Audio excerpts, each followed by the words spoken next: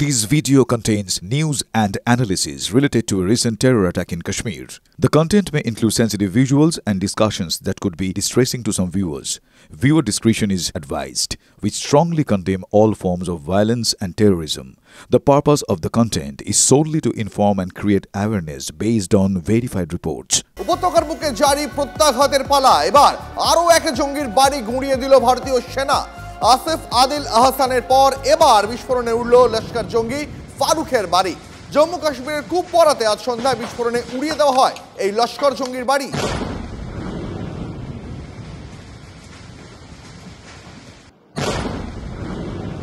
আরো বিস্তারিত জানবো, কথা বলবো আমাদের সহকর্মী সিজার আমাদের সঙ্গে রয়েছেন টেলিফোন লাইনে। সিজার, ফারুকের বাড়ি গুঁড়িয়ে দেওয়াটা সেনার কাছে কত বড় অ্যাচিভমেন্ট, এরকম আরো কত ফারুক এখনো লুকিয়ে রয়েছে? অ্যাচিভমেন্টের থেকে সব থেকে বড় কথা হচ্ছে কোথাও উপত্যকার বুকে একটা স্পষ্ট বার্তা যে যারা 2018 থেকে 2025 পর্যন্ত যারা সীমান্ত পেরিয়ে পাক অধিকৃত কাশ্মীরে যারা প্রশিক্ষণ নিয়েছেন এবং তারপরে এসে যারা এখানে উপত্যকার বুকে কোথাও নাশকতার কাজ করছেন তাদের যে কোনোভাবে রেয়াত করা হবে না, সেই বার্তাটা কিন্তু স্পষ্টভাবে দেওয়া হয়েছে। গত 24 ঘন্টায় অন্তত 7 জন সন্দেহভাজন লস্কর জঙ্গির বাড়ি গুঁড়িয়ে দেওয়া হয়েছে এবং তার সর্বশেষ সংস্করণ হচ্ছে কুপওয়ারাতে ফারুকের বাড়ি। এবং অনেক ধন্যবাদ তোমাকে, নজর রাখো।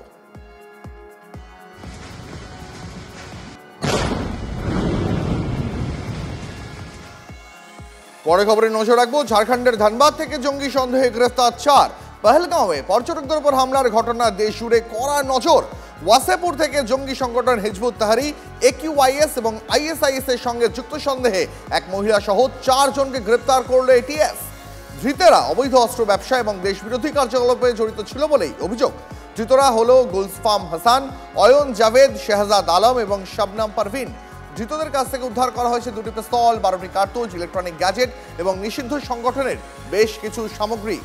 এই মুহূর্তের বড় খবর, ঝাড়খণ্ডের ধানবাদ থেকে জঙ্গি সন্দেহে গ্রেপ্তার 4। আরো বিস্তারিত জানবো, কথা বলবো আমাদের সহকর্মী চন্দ্রশেখর রয়েছেন টেলিফোন লাইনে। চন্দ্রশেখর, এখনো পর্যন্ত আর কি জানা যাচ্ছে? দেখো, ধানবাদের যে ওয়াসিপুর বলে আছে, তোমার মনে আছে নিশ্চয়ই ওয়াসিপুর গ্যাংস বলে একটা সিনেমা তৈরি হয়েছিল। সেই ওয়াসিপুর থেকে 4 জনকে গ্রেপ্তার করা হয়েছে এবং তার মধ্যে একজন মহিলাও আছে এবং তাদের কাছ থেকে 12 বেশ কিছু আগ্নেয়াস্ত্র, 12 রাউন্ড কার্তুজ সব উদ্ধার হয়েছে এবং এর সঙ্গে জঙ্গি যোগ আছে। এই সন্দেহে যে ঝাড়খণ্ডে ATS রয়েছে, ঝাড়খণ্ড ATS তাদেরকে গ্রেপ্তার করে এবং তাদেরকে গ্রেপ্তার করে নিয়ে যাওয়া হয়েছে তদন্তের জন্য। এবং ঝাড়খণ্ডের মতো জায়গা, ধানবাদ কোলবেল্ট, আসানসোল কোলবেল্ট, এরকম একটা এলাকায় তারা এরকম ওয়াসিপুরের মতো এলাকায় তারা ঘাঁটি গেড়ে বসেছিল দীর্ঘদিন ধরে, সেটা কিন্তু খুব উদ্বেগজনক। এবং এই মুহূর্তে ATS তাদেরকে গ্রেপ্তার করেছে মহিলা সহ এবং তদন্ত কিন্তু শুরু করেছে এবং মনে করা হচ্ছে যে এই যে কাশ্মীরের ঘটনা, এই ঘটনায় কোথাও না কোথাও তাদের কিন্তু যোগ রয়েছে। বেশ, অনেক ধন্যবাদ তোমায়, নজর রাখো।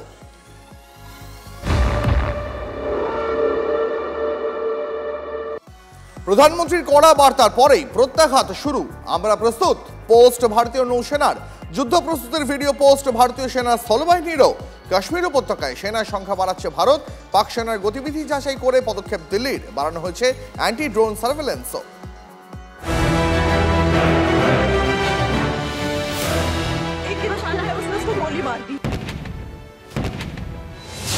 পহেলগাঁওতে নারকীয় হামলায় মৃত্যু হয়েছে 26 জন নিরপরাধ মানুষের।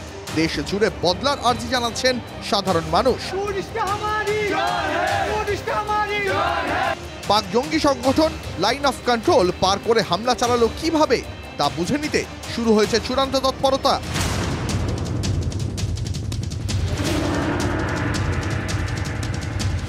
তল্লাশি চলছে কাশ্মীর জুড়ে। প্রধানমন্ত্রী নরেন্দ্র মোদী স্পষ্ট করে দিয়েছেন, পহেলগাঁও হামলা প্রত্যুত্তর ভারত দেবেই। अब आतंकियों की बची खुची जमीन को भी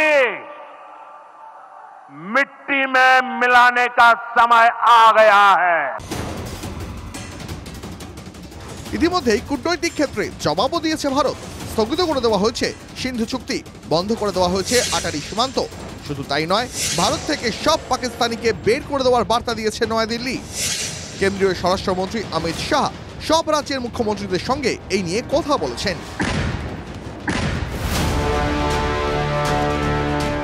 আর এদিকে কাশ্মীরে খুঁজে খুঁজে সব জঙ্গিদের বাড়ি গুঁড়িয়ে দিচ্ছে সেনাবাহিনী। পেহেলগাঁও হামলায় জড়িত যে জঙ্গিদের নাম সামনে আসছে তাদের বাড়িও গুঁড়িয়ে দেওয়া হয়েছে। তার মধ্যেই ভিডিওয় এবার শক্তি প্রদর্শন ভারতীয় সেনার। পাক হুঁশিয়ারির মাঝে সতর্কতার বার্তা ভারতের। মিশন রেডি শনিবার সকালে পোস্ট ভারতীয় নৌসেনার। যে কোনো সময় যে কোনো পরিস্থিতির জন্য প্রস্তুত ভারতীয় সেনার স্থলবাহিনী একটি ভিডিও পোস্ট করে। সেখানে ভারতীয় সেনার দুঃসাহসিক কিছু অভিযানের মুহূর্ত সাজানো হয়েছে।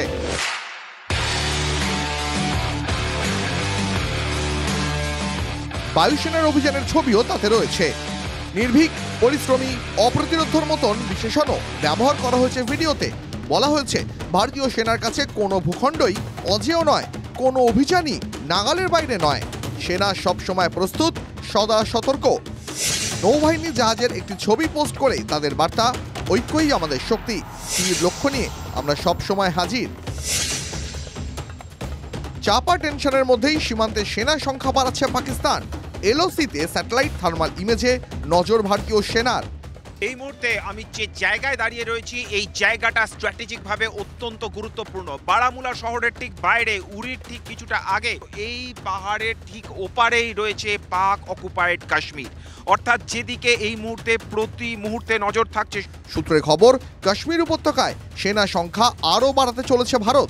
যে সময় আমরা পেহেলগামে হামলার ঘটনা দেখেছি, নারকীয় হত্যালীলা দেখেছি, তার 24 ঘন্টার মধ্যে প্রথম যে জায়গা দিয়ে অনুপ্রবেশের চেষ্টা হয়েছে তা হচ্ছে ঠিক এই পিছনের পাহাড়। ঠিক পিছনের পাহাড়ের ওপারে যে নিয়ন্ত্রণ রেখা রয়েছে, যে পাক অকুপায়েড কাশ্মীর রয়েছে, ঠিক সেই উড়ি সেক্টর দিয়ে সেখান দিয়েই কিন্তু জঙ্গিরা ঢোকার চেষ্টা করছিল এবং তাদেরকে গুলি করে সঙ্গে সঙ্গে নিকেশ করে দিয়েছে সেনাবাহিনী। ভারতের দৃঢ় বিশ্বাস কি আমরা এবার পাকিস্তানকে একটা শিক্ষা দিয়ে ছাড়বো। কি ভারত যদি হামলা করে পাকিস্তানের উপরে, তখন কিন্তু পাকিস্তান প্রায় টুকরো টুকরো হয়ে যাবে। অভিযোগ, প্রতিদিন নিয়ন্ত্রণ রেখায় সংঘর্ষ বিরতি চুক্তি লঙ্ঘন করে গোলাগুলি চালাচ্ছে পাকিস্তান।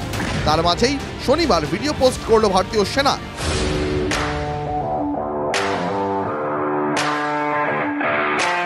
এই আবহে যাকে যথেষ্ট ইঙ্গিতপূর্ণ বলেই মনে করা হচ্ছে। ক্যামেরায় রাহুল সিং এর সঙ্গে জ্যোতির্ময় কর্মকারের রিপোর্ট, TV9 বাংলা। পরের খবরে নজর রাখি। আপাতত ভাতাই ভরসা। মামলা নিষ্পত্তি না হওয়া পর্যন্ত চাকরিহারা শিক্ষাকর্মীদের জন্য সামাজিক সুরক্ষা প্রকল্পে আর্থিক সাহায্যের প্রস্তাব রাজ্য সরকারের। নবান্নে মুখ্য সচিবের সঙ্গে চাকরিহারা শিক্ষাকর্মীদের বৈঠকে ফোনে বার্তা মুখ্যমন্ত্রীর। দুর্নীতির জেরে বাতিল হয়েছে 2016 এসএসসি প্যানেল। এরপরও সামান্য স্বস্তি মিলেছে নন টেন্টেড শিক্ষকদের। 31শে ডিসেম্বর পর্যন্ত বেতন পাবেন তারা, কিন্তু অশিক্ষক কর্মীদের সেই সুযোগও নেই। ভাতা দিয়েই আপাতত তাদের আশ্বস্ত করল রাজ্য। শনিবার নবান্ন সভাঘরে চাকরিহারা অশিক্ষক কর্মীদের প্রতিনিধি দলের সঙ্গে বৈঠক ছিল মুখ্য সচিব মনোজ পান্থের। সেখানেই ফোনে চাকরিহারাদের সঙ্গে কথা বলেন মুখ্যমন্ত্রী। জানান, আদালতের রায় অমান্য করা সম্ভব নয়, তবে মামলার নিষ্পত্তি না হওয়া পর্যন্ত সামাজিক সুরক্ষা প্রকল্পে তাদের মাসিক ভাতা দেবে সরকার। মুখ্যমন্ত্রীর প্রস্তাব, গ্রুপ সি কর্মীদের 25,000 টাকা এবং গ্রুপ ডি কর্মীদের 20,000 টাকা দেওয়া হবে। আমি এটা বলবো, আমরা যতক্ষণ রিভিউ করতে না পারছি এবং একটা ফয়সালা না হচ্ছে, ততদিন গ্রুপ সি যারা আছে তাদের একটা 25,000 টাকা করে, আর গ্রুপ ডি যারা আছে তাদের 20,000 টাকা করে।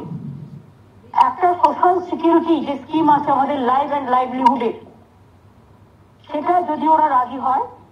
মুখ্যমন্ত্রীকে ভাতার পরিমাণ আরো 5,000 টাকা বাড়ানোর আবেদন জানান প্রতিনিধিরা। ম্যাডাম, গ্রুপ সির ক্ষেত্রে 5,000 না বাড়ালে 30-এর জন্য আমরা অনুরোধ করছি ম্যাডাম। একটু ভাবনা চিন্তা করুন ম্যাডাম, না হলে সত্যি আমরা অপারগ হয়ে যাব সংসার চালাতে। লোনের টাকা পেমেন্ট করে প্লিজ আপনি এইটুকু কনসিডার করুন। আপনি চাইলেই পারবেন ম্যাডাম, প্লিজ এইটুকু। মুখ্যমন্ত্রীর প্রস্তাবে সন্তুষ্ট দেখালো বিরোধী ভবনের সামনে আন্দোলনরত অশিক্ষক কর্মীদেরও। আমরা কৃতজ্ঞ এবং এর সাথে একটা দাবি আমরা রাখতে চাইছি মুখ্যমন্ত্রীর কাছে, যে আমাদেরকে আইনি মাধ্যমে অর্থাৎ রিভিউ পিটিশনের মাধ্যমে আমাদেরকে সব চাকরিতে বেতনে সসম্মানে যাতে আমরা ফিরে যেতে পারি, সেই ব্যবস্থা করার জন্য আমরা মুখ্যমন্ত্রীর কাছে অনুরোধ করব। মুখ্যমন্ত্রীর প্রস্তাব এখনো কার্যকরী হয়নি, তাতে অবশ্য থেমে নেই শাসক বিরোধী। এই টাকাটা কার টাকা? এই 25,000 20,000 টাকা কার টাকা? কাকে দিচ্ছেন? কিন্তু মানুষের টাকা দুর্নীতি করবে তৃণমূল কংগ্রেস, চাকরি বিক্রি করবে তৃণমূল কংগ্রেস, চাকরি কিনবে কিছু অসাধু মানুষ, আর তার দায় নেবে সাধারণ মানুষ। দয়া করে শকুনের রাজনীতি যারা করছে, যারা ত্রিপুরায় সর্বনাশ করেছে, অতীতে এ রাজ্যের সর্বনাশ করেছে, যারা অন্য রাজ্যের সর্বনাশ করেছে, তাদের কোনো মায়াজাল বা প্ররোচনায় দয়া করে পা দেবেন না। মুখ্যমন্ত্রী অভিভাবকের মতো পাশে ছিলেন, আছেন এবং থাকবেন। এর মধ্যেই আর এক কাণ্ড, শিক্ষামন্ত্রী ব্রাত্য বসুর সঙ্গে দেখা করতে শটান তার বাড়ির সামনে পৌঁছে যান যোগ্য তালিকায় স্থান না পাওয়া শিক্ষকদের একাংশ। তাদের বক্তব্য এই তালিকা ত্রুটিপূর্ণ। এই পরিস্থিতিতে মে মাসের শুরুতেই এসএসসি মামলায় রিভিউ পিটিশন করছে রাজ্য সরকার। চাকরি হারাদের কাছে আরও শেষ বিন্দু সেটাই। Bureau report, TV9 Bangla. 4 দিন পর পাক সেনার জিম্মায় বাংলা ছেলে পূর্ণাম কুমার সাউ পাঠানকোট যাচ্ছেন বিএসএফ জওয়ানের স্ত্রী, যিনি এখন অন্তঃসত্ত্বা। বুঝতেই পারছেন তো কি ঝড় বইছে তার মনে। প্রবল উদ্বেগে গোটা পরিবার। পূর্ণামকে দ্রুত ফেরানোর ব্যবস্থা করা হোক, কাতর আর্জি। আটক বিএসএফ জওয়ানের স্ত্রী এবং মায়ের। পহেলগাঁও নিয়ে উত্তেজনার মধ্যেই গত বুধবার ভুল করে সীমান্ত পেরিয়ে পাক ভূখণ্ডে ঢুকে পড়েন পূর্ণাম। বিএসএফ এর 182 নম্বর ব্যাটালিয়নের কনস্টেবল তিনি। এখনও পাক রেঞ্জার্স তাকে আটকে রেখেছে। রিশটার বাড়িতে এখন শুধুই দুশ্চিন্তা।